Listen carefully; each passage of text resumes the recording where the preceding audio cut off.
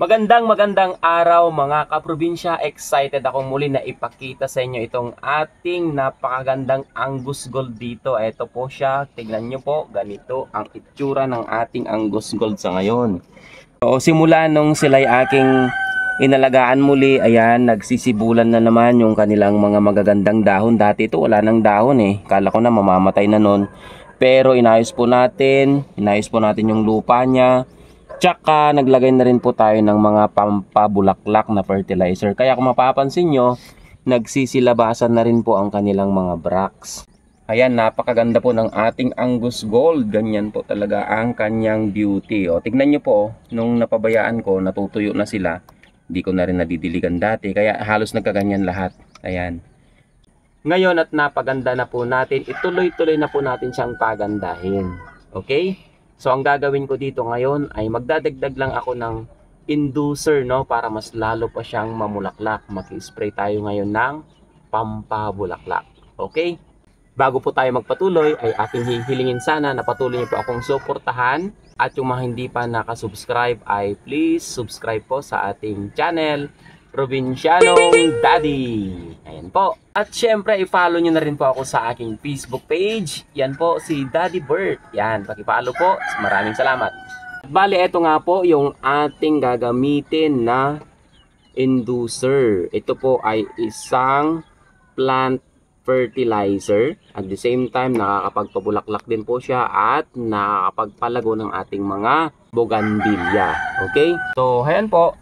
Yung itsura ng ating Yupa Bloom, matagal ko na po itong ginagamit. Ayan, pero effective naman sa ating mga bougainvillea. So, ang paggamit lang po natin dito, for example, ito po ay 1.5 liter na container or sprayer. Ito, lalagyan lang po natin siya ng ating Yupa Bloom. So, ayan, sinusukat ko na lang dito sa kanyang cover. Ayan, kahit kalahati lang po ng cover niya, itong 1.5 liter. Yan, ganun lang po. Pwede na po yun.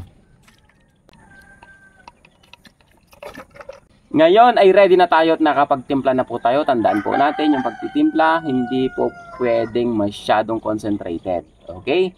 So, 5 ml, okay na po yun sa 1 liter. Pero 1.5 po kasi ito kaya medyo dinagdagan ko lang ng konti. Ngayon ay sa pag-spray naman. So, tandaan sa ating pag-spray, ito yung kailangan yung tandaan. Dapat early in the morning ang pag-spray natin o di kaya late in the afternoon. Huwag po tayong mag-spray kapag medyo mataas na po ang sikat ng araw.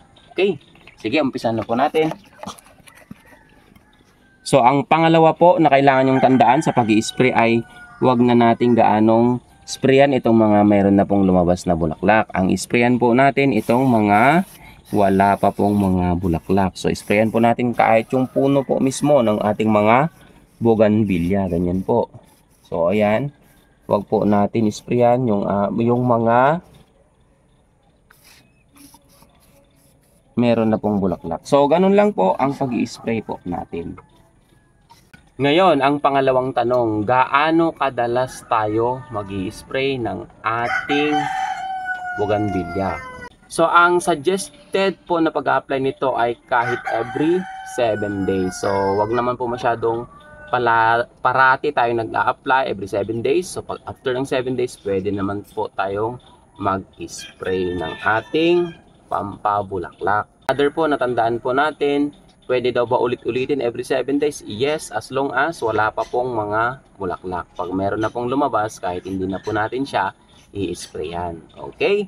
Yun lang po mga kaprobinsya, no, yung mga kailangan yung tandaan sa ating paggamit ng Yupa Bloom bilang isang fertilizer o pampabulaklak din ng ating mga bougainvillea. At maraming salamat sa inyong panonood.